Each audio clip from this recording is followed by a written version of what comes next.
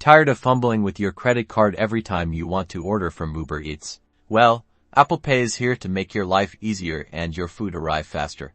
Let's jump right into how to set it up. First, open your Uber Eats app and proceed to the checkout screen for the order you want to place. Scroll down until you see the payment methods section.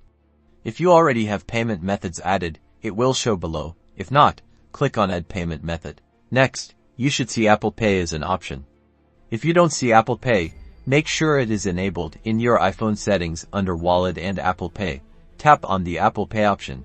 Your iPhone will then prompt you to authenticate with Face ID, Touch ID, or your passcode. Use whichever method you have set up. Once authenticated, Apple Pay will be added as your payment method. You should now see it listed as your selected payment method with your Apple Pay card details visible. Now, simply tap on the Place Order button to complete your purchase using Apple Pay. That's it. Your order is placed and your food is on its way, all thanks to the speed and convenience of Apple Pay. Enjoy your meal.